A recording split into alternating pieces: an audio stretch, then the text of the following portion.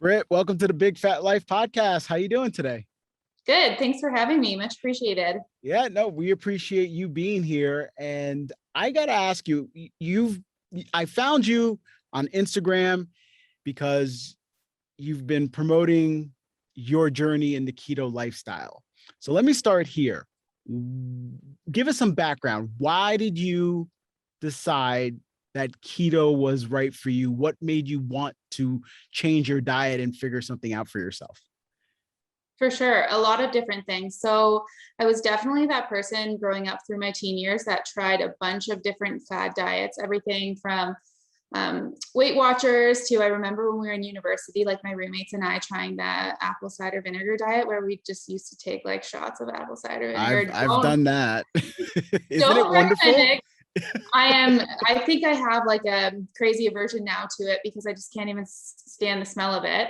But yeah, I've tried a bunch of different things, kind of yo-yo dieting, lost weight, gained it back, got sick of the lifestyle. So I was really looking for something that was manageable for me long-term, especially with a busy lifestyle. So I had a few friends in the fall of 2019 that suggested I try keto. It felt very overwhelming at first. So I remember taking my time doing a lot of research to make sure it was the right path for me. I also, growing up, I have a history of seizures. Like I was given an epilepsy diagnosis, and I know the keto diet, there's literature to support seizure prevention and reduction. So that was a plus for me. I started off when I started going strict keto in January of 2020. I got a meal plan through someone that I found on Instagram because for me, it was just overwhelming at first to figure out what exactly I was doing. It was really helpful to have her design like a meal plan and really customize the macros, what I was eating in terms of fats, proteins, and carbs to me and my body and my goals. So that's really how I got started, a combination of friends suggesting it, doing some research, figuring out that medically and long-term, it was right for me. And it definitely was the right choice. I don't think I've ever followed a diet for more than maybe 12 weeks. I think that's when I had a naturopath that told me I was intolerant to almost everything I was eating. But outside of that, I've now been keto for almost 2 years and definitely no going back. It's totally a lifestyle for me for sure. What are some of the benefits that you've experienced through keto? Did you notice a reduction in seizures? Did you notice, weight loss and all that? So many. So of course, weight loss. My first year on keto, I lost about 30 pounds. I probably over the summer, being honest, have put back maybe 5 because I totally overindulged in traveling and drinking, which I don't recommend, but had fun. You got to live a little, right? You got to live a little, exactly. And my whole thing is if the diet is not going to be manageable long term and you're not going to be able to socialize and have fun, then what's the point of doing it? I hate how I keep saying diet too, because it really is a lifestyle for me. Well, that's the thing. It sounds like that's what happened with you, right? It Yeah. sounds that because we all have these experiences of trying different things and trying restrictive diets and hearing success stories, even about the restrictive ones. You get the friend that says, you got to do the apple cider vinegar. I'm guaranteeing you, or, you drink all this water and you have this apple cider vinegar and you reduce your meal and blah, blah, blah, or whatever the diet is. And it's going to work. And a lot of times, if we stick with whatever the plan is, we actually do experience positive results. But to your point, sustainability, right? That's like the biggest key. Mhm. And to do that, you have to integrate that into your lifestyle. So it is, the word diet sort of gets jumbled into like this fad thing, but it doesn't have to be that when we think about our diet just being how do we eat now. The thing about this though, listening to how you explain like the meal plans and researching and understand, it is a lot of work. I mean, I wouldn't tell someone, and I've done keto consistently, I've gone off keto, back on keto, on and on and on, but I wouldn't tell someone, oh, there, this is really, really simple, Mhm. because it can be, but you really need to know what you're doing. So how much work do you put into that on a daily basis, or are you finally just cruising? A combination of both. Like I used an app at first to track kind of my meals. So I knew which meals in terms of breakfast and lunch and dinner worked together for my macros. So I kind of look back on that to remind myself of good combinations. Um, but it takes a lot of thinking, and it was scary at first. Like, to look at how much fat I had to consume was scary. To think I'm going to be eating things like extra oils, butters, that kind of, like dairy, cheeses, that kind of stuff. It's easier for me because I've been doing it for so long. I have lots of tools like a menu planner and apps that I use to check keto friendly foods. I have a bunch of support, like not only through Instagram, seeing other people's ideas, but I have a lot of coworkers that are eating low carb keto that we bounce ideas off each other. We even do things like meal share. We'll be like, okay, today is dessert week.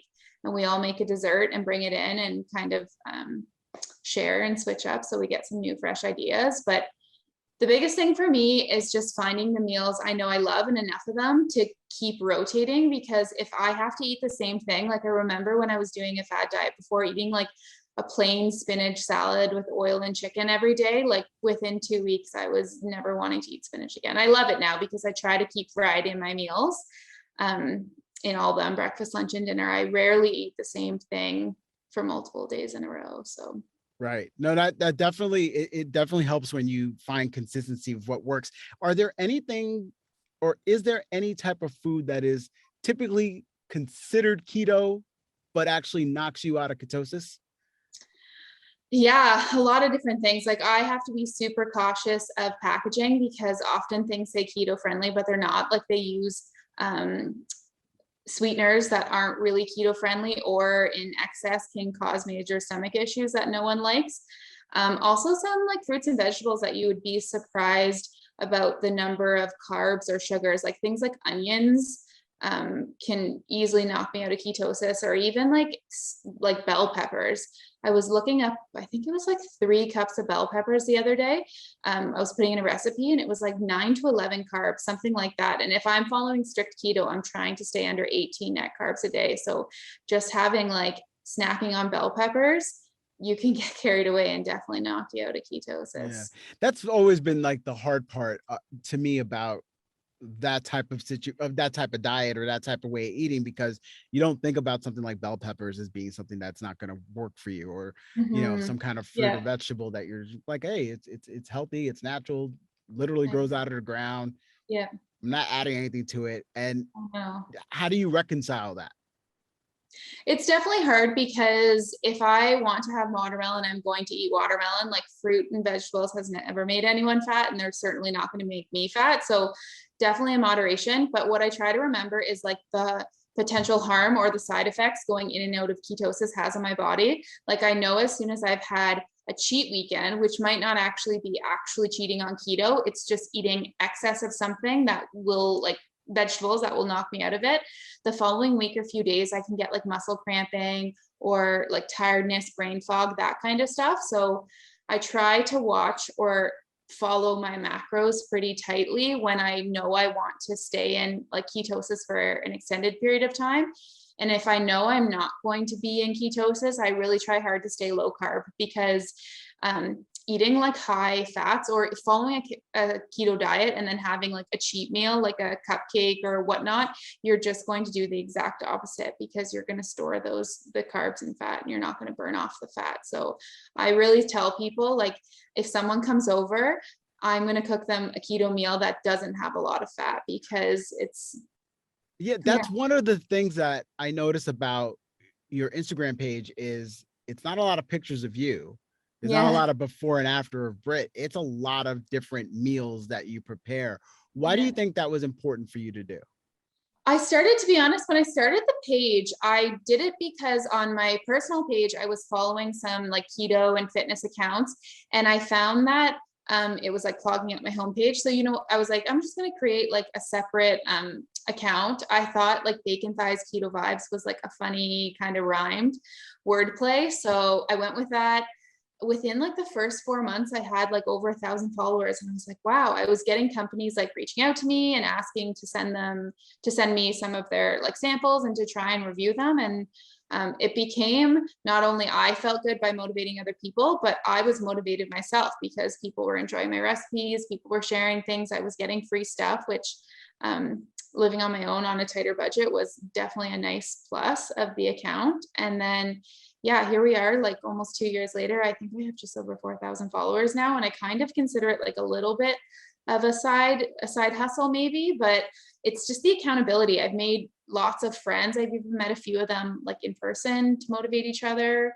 Um, yeah, but That, it is, I do try to keep it a little bit separate. Like I definitely don't go around my workplace advertising the page because, and that's why I don't share a ton of before and afters or personal pictures, because I want it to be kind of, I know, like, I don't want to flash myself all over the page because I like that no one really knows too much about me, especially because we're on social media here and it's a public page and who knows whose yeah. hands it can get into. And But it's interesting that your content is focused on the keto. mhm, There's nothing wrong with people showcasing themselves, but it makes sense to me that for you, finding the right way of eating has been kind of your life's mission to a degree. Tell me for how sure. much different you feel now. I mean, because I imagine when you're younger and you said it yourself, you always try different diets. Yeah, It can be like you can feel hopeless, I would imagine. for sure. Yeah. Yeah, I feel like my mood, my energy, exercise has always been really hard for me. And I've, for the past 2 years since I started keto, I've been going to the gym at least 3 to 4 times every week. Like I've never had a period where it's like a month or two have passed and I haven't. Like my exercise has been super consistent, partly because I just feel better about myself and I have way more energy. I'm enjoying my meals, which is like a huge thing. My friends and family have all been super supportive. My boyfriend actually eats keto, low carb as well. So that's a great support to have in my life. Um, and he gives me lots of praise about my cooking. So that's always feels good as well. Always a bonus. Always, Right. always a bonus when your food makes people happy. And I used to hate, like, I remember living in university, going on Pinterest and finding these like elaborate healthy recipes and going out and buying like all these different spices and ingredients and trying it and being like, oh, this is not even good. And you've just spent all that money and time. So being able to master recipes and being able to have the confidence to like see a recipe and figure out what tweaks I need to make to know that I'm going to enjoy it, is just nice. I've never considered myself any type of like cook or chef, but it's funny when people call me like at my job, they're like, oh, the keto queen, or my boyfriend will be like, I love my chef. Like to hear that, I'm just like, wow, I'm feeling this. But Yeah, it feels like you realize that you made the right choices to be yeah, doing this now. You never would have imagined yourself being any kind of social media influencer of any kind, having people look at your content and think, oh, this is going to help me. You're doing that feels yeah, amazing, right? yeah. To see people like pop in my DMs being like, oh, thank you so much. Like you started my journey, or people make my recipes and tag me in them and say like how great they are. I'm like, and I have people tell me all the time I should put together cookbooks and stuff like that. I'm not at that point yet, maybe because I don't have that time on my hands, but maybe down the road it's something that I'd consider for sure. And I imagine that you see yourself staying keto Yep, indefinitely, right? for sure. I would say probably long term more of a low carb, just in terms of the lifestyle I want to live, like eventually have family, kids, that kind of stuff. I know keto is probably, at least strict keto is not going to be realistic always. And if I'm not planning on being strict keto, I don't think it's good to kind of flip flop so much. So I say low carb more because I have more fruits and vegetables than would be considered on strict keto, but definitely for life. Sure. Prior to keto, did you ever feel that you use food as a crutch in any way? Did you ever have binging episodes or anything like that where you felt like I'm using food to medicate? That's not good. For sure. I mean, I'm not sure if I would consider it completely binging, but I definitely was like an impulse, a stress eater, overwhelmed from work, like a constant snacker.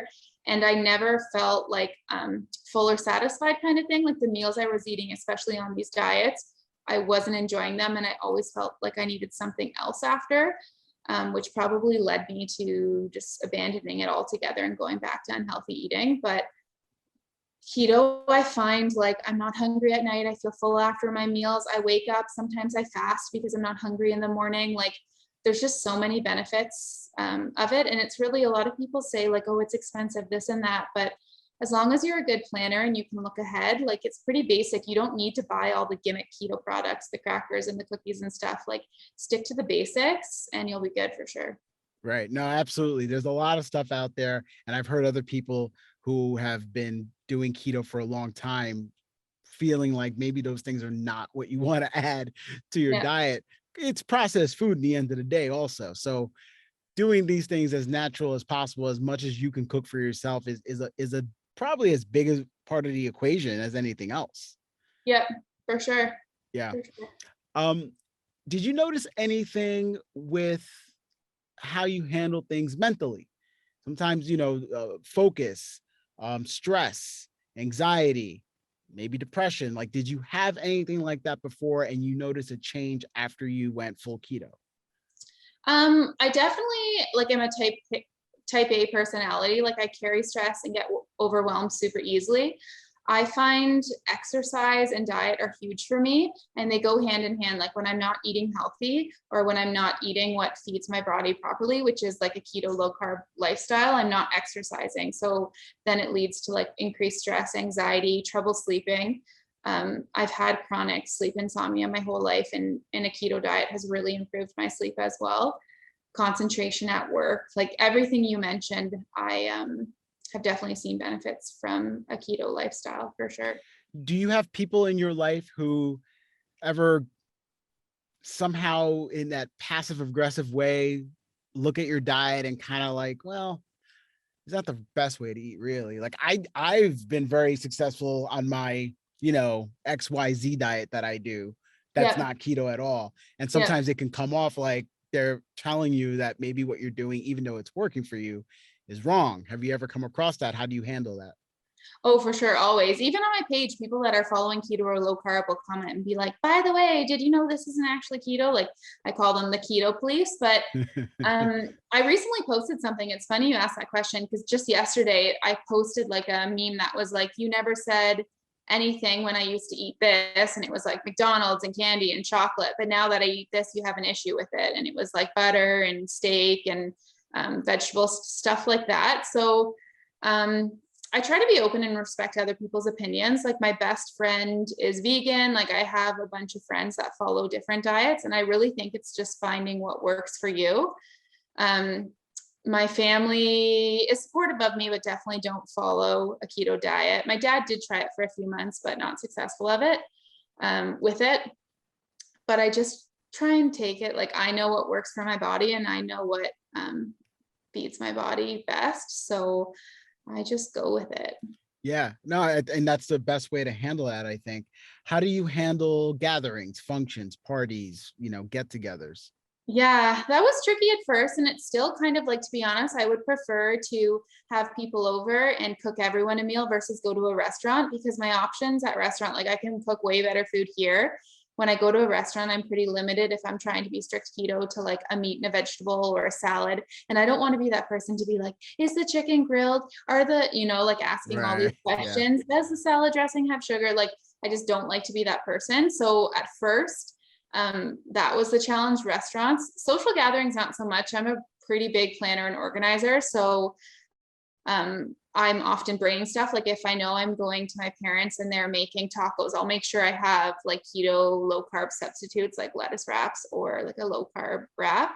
So I'm usually pretty good with that. But again, like I said, this summer, I overindulged a little bit too much because social. And I always think that's the most important too for your mental health. Like if you're following a diet where you don't have that leeway to be able to once in a while enjoy a hot dog at a ball game or something, like it's not going to be something it wouldn't be something that I would be able to maintain for life. So definitely the first full year of keto, I was super, super strict, just kind of learning what my body needed and how keto exactly worked. The second year, I've loosened up a little bit and tried to be more social as we're coming out of this pandemic, being like, okay, I can't always eat X, Y, and Z when I go to places, but for the most part. Have you had any moments throughout this journey where maybe something wasn't going your way, maybe you didn't see any change in your weight or your size and think like, I don't want to do this anymore, even though it was working, like just kind of losing hope in the midst of like all the success?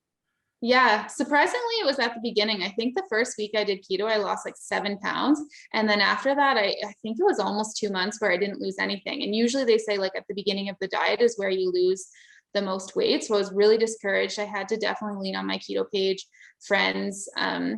a coach that had a meal plan to figure out what exactly it was that my body was missing, whether I wasn't having enough fat or drinking enough water. But it is hard. I try not to. I've made goals where I want to go a full month without weighing myself. And I try to look more at like non-scale victories, like my mood or my energy or my work ethic or how my clothes are feeling and how they fit, or the jeans that I used to wear in grade 10 fit now. Like I try to look more at that kind of stuff because the scale really is just a number. And sometimes it can definitely discourage you.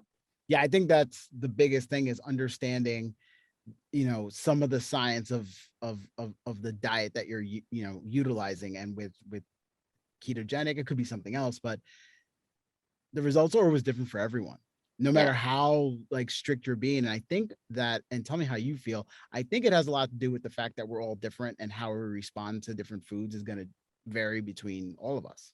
For sure. Yeah. And even within keto, like I've done weeks where I'm like, you know what, I'm going to do 2 weeks without dairy and just see how my body responds to it. Or I'm going to do 2 weeks where I'm going to track everything except my fruits and vegetables. And I'm going to just eat unlimited of those and see how it feels on my body. So I'm constantly, even though I am keto and I follow a keto diet, I'm always trying different things to see what feels best for my overall health. I'll tell you a story. Speaking of different things. So I had gone from keto for a long time to kind of being very loose with keto. And of course, like, there was weight gain there, never what I had been before though. So I kept feeling like I'm doing good at the maintenance thing. And I did that for a while, but then I'm like, I still want to lose weight. And I went hardcore keto again.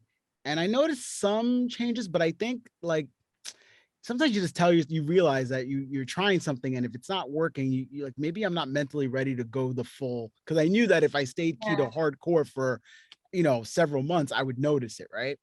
And then I just threw the book out the window basically and said, you know what I'm going to do? I'm going to do the opposite of everything I've been doing. I'm going to go low fat, high carb for a week. That's what I did for 1 week. I mean, I almost want to say I indulged, but I wasn't like consuming like a lot of sugar or anything like that. I still kept the sugar, like especially any added sugar, out.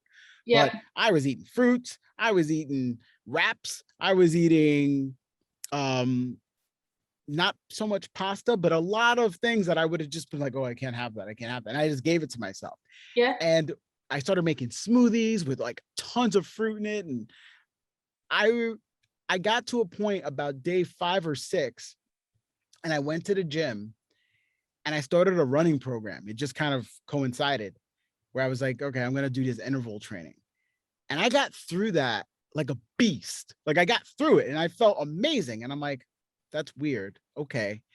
And ever since then, I kind of reversed back where I stick to low carb for the most part, but I still have been giving myself like that fruit smoothie. Cause I'm like, that fruit smoothie, like right after my workout, or right before my workout, kind of gave me that extra jolt.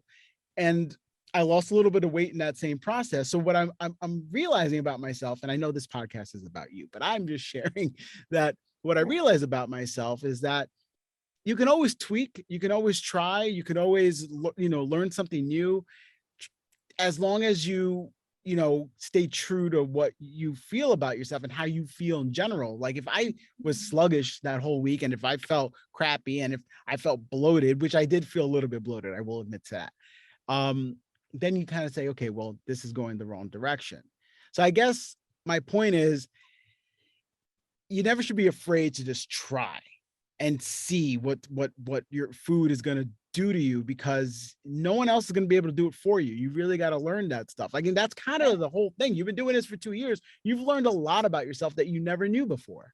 And everybody is different. Like even when my boyfriend and I, we eat the same meals, our weight, I could gain weight and he could lose weight. His stomach could bother him eating something and it could not bother me. So we really have to be individual for our bodies for sure, and figure out what works for us. Yeah.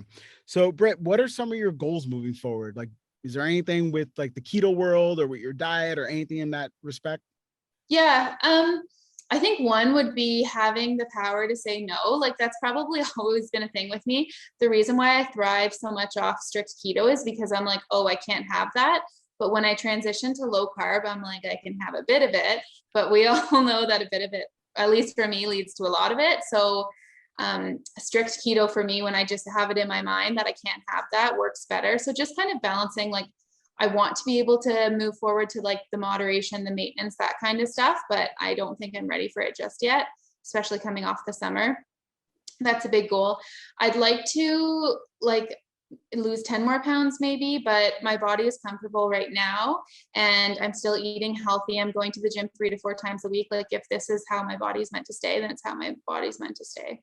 Yeah, I think that's great. And I think, when you get to a point, like, by no means am I thinking like, oh, I'm in maintenance mode, because you think in your head, like, what maintenance mode is when you hit your ideal weight and you kind of just stay there.